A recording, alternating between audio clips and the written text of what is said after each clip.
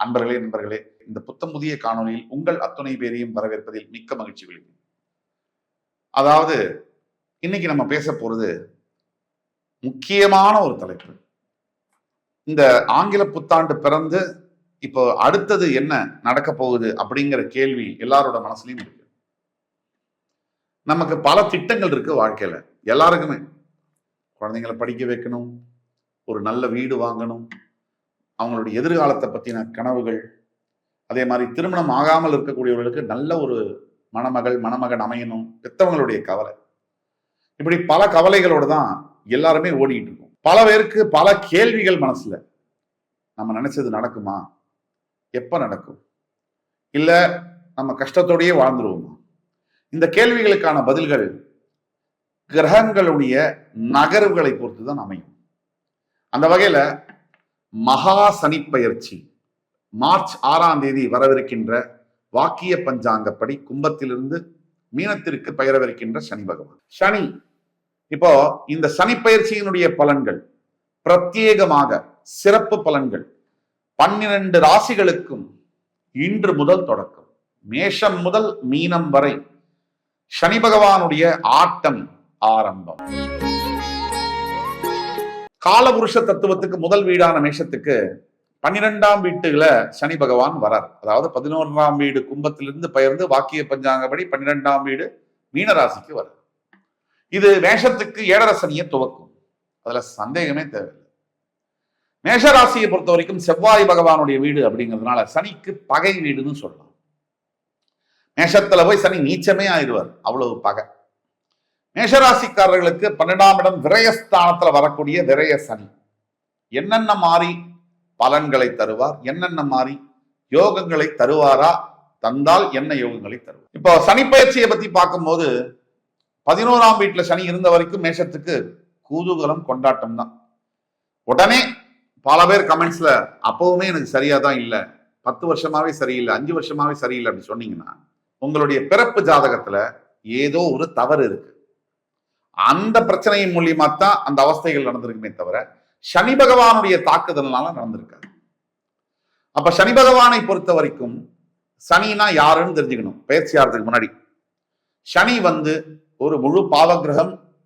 யாரையுமே தண்டிக்கணும், தண்டனை கொடுக்கணும், வருத்தப்படுத்தணும் அப்படிங்கிறது சனியுடைய நோக்கம் இல்லை. சனி ஈஸ்வரன், ஈஸ்வர பட்டம் பெற்ற சனி பகவான் தர்மத்திற்கு காரகத்துவம் பெற்றவர். நாம கூட தர்மத்தோட வழியில நடக்காம தான் இருப்போம். சனி என்றுமே தர்மத்துக்கு புறம்பா அவர் நடக்கவே மாட்டார். அந்த விஷயத்தை பொறுத்தவரை நீங்க உறுதியா இருக்கலாம். மேஷத்திற்கு லாபஸ்தானத்திலிருந்து விரயஸ்தானத்துக்கு வரக்கூடிய சனி. முதல்ல என்னென்ன மாறுதல்கள் நடக்கும் சனி பயிற்சினால்? இந்த வீடியோ தொகுப்பு எப்படின்னா, சனி பயிற்சினால் என்ன நடக்கும், பாசிட்டிவ் என்ன, நெகட்டிவ் என்ன, அடுத்த 2.5 வருஷத்துக்கு நம்ம வாழ்க்கையில எதை எதிர்பார்க்கலாம், அடுத்தது பரிகாரம் ஏதாவது இருக்கா, இவ்வளவுதான் சுருக்கமா. சனி பகவானுடைய இந்த பயிற்சி மூலியமா மேஷத்திற்கு தாக்குதல்கள் இருக்குமா அப்படின்னு கேட்டா கண்டிப்பாக தாக்குதல்கள் இருக்கும். இப்போ சனி பகவான் 12ஆம் இடத்துக்கு வந்ததுனால 7.5 சனியுடைய தாக்கத்துல முதல் பாசிட்டிவ் என்ன விஷயம் அப்படின்னா, அவர் விரய சனி. காலபுருஷ தத்துவத்துக்கு விரயஸ்தானம் தவிர குரு பார்வை அவர் மேல விழப்போடுது. இதெல்லாம் பாசிட்டிவா நமக்கு என்ன பலன்கள் அப்படின்னா, கண்டிப்பா ரியல் எஸ்டேட் துறையில பிசினஸ் பண்ணக்கூடியவர்கள், அதே மாதிரி ஹோல்சேல் டீலர்ஷிப் பண்ணக்கூடியவர்கள், ஹோட்டல் நிறுவனங்களை நடத்துபவர்கள், விவசாயம் சார்ந்த தொழில்களை செய்பவர்கள், ஆர்கானிக் ப்ராடக்ட்ஸ் ஷோரூம் வைத்திருக்கக்கூடியவர்கள், அல்லது சனி சம்பந்தப்பட்ட எந்த ஒரு தொழில், வாஷிங் லிக்விட் டீலர்ஷிப், இந்த மாதிரி தொழில்களை செய்யக்கூடியவர்களுக்கு, வேலைகளை செய்யக்கூடியவர்களுக்கு யோக காலமாக இது அமையும். தொழில் சம்பந்தப்பட்டு யோகமா இருக்கும். 12ஆம் வீடு என்பது தூக்கம், அயன சயனஸ்தானம், தாம்பத்தியம் தவிர அக்கல்ட்டுன்னு சொல்லுவாங்க. சில பியாண்ட் த டைமென்ஷன் திங்க் பண்ணக்கூடியது 12. நம்ம எதுவுமே யோசிக்க முடியாத அவுட் ஆஃப் த பாக்ஸ் யோசிக்க வைப்பது 12.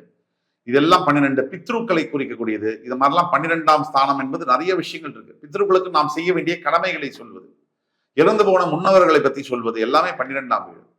அப்ப 12ஆம் வீட்டில் சனி இருக்கும் போது மேஷராசி என்பவர்கள் கண்டிப்பாக நீங்கள் செய்ய வேண்டிய தர்ப்பணம், முன்னோர்களுக்கு செய்ய வேண்டிய திதி, அமாவாசை திதி தர்ப்பணங்களை ஒழுங்கா செய்யும். உங்களுடைய மனம், சனி 7.5 சனினா சந்திரன் அஃபெக்ட் பண்ணாதான் சனி 7.5 சனி. சந்திரன் என்பது மனம். அந்த மனத்தை அஃபெக்ட் பண்ணும்போது உங்களுடைய மனம் என்பது சலனப்படும். இந்த மனதை காப்பாற்றுவது சாதாரண விஷயமே அல்ல.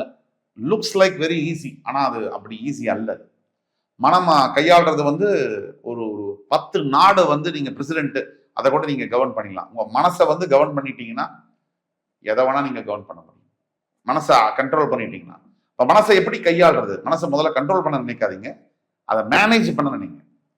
மனம் அது எப்போ நம்மளுடைய ஒரு கட்டுப்பாட்டுக்கு வரும், இல்ல மனம் எப்படி வந்து நம்ம சொல் பேச்சை கேட்கும், இல்ல மனம் எப்படி நம்ம வந்து சரியான விதத்துல சிந்திக்க வைக்க முடியும், மேனேஜ் பண்ண முடியும் அப்படின்னா தியானத்தின் மூலியமா தான்.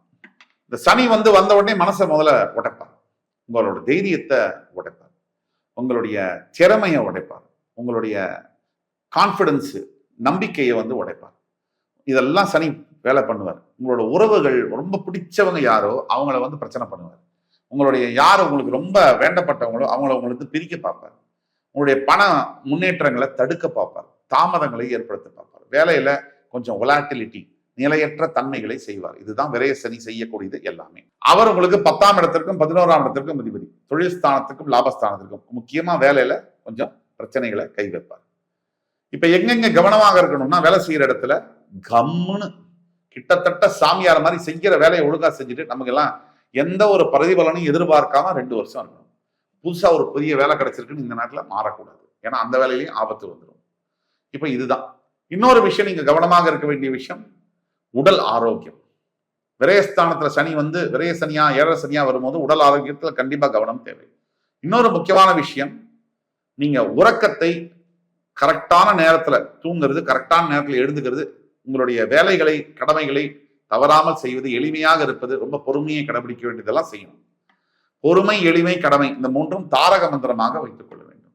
அப்போ 3 நல்ல விஷயங்கள் என்ன, 3 கவனமாக இருக்க வேண்டிய விஷயங்கள் என்னன்றதை பத்தி பேசணும். பரிகாரங்கள் அப்படின்னு எடுத்தோம்னா, மேஷராசிக்கு கண்டிப்பாக பரிகாரங்கள் உண்டு. ஈஸ்வர பெருமான், சனி ஈஸ்வரன், எங்கெங்க உங்க வீட்டுக்கு பக்கத்துல சிவன் கோவில்லாம் இருக்கோ அந்த சிவன் கோவிலுக்கு போயிட்டு ஒவ்வொரு சனிக்கிழமை தோறும் அர்ச்சனை செய்து தான தர்மங்கள், அன்னதானம் செய்வது ரொம்ப நல்ல பலனை செய்யும். சரி, இதெல்லாம் பண்ண முடியல அப்படின்னா தினசரியே 10 நிமிஷம் ஈஸ்வர பெருமானை நினைச்சு தானம் பண்ணுங்க.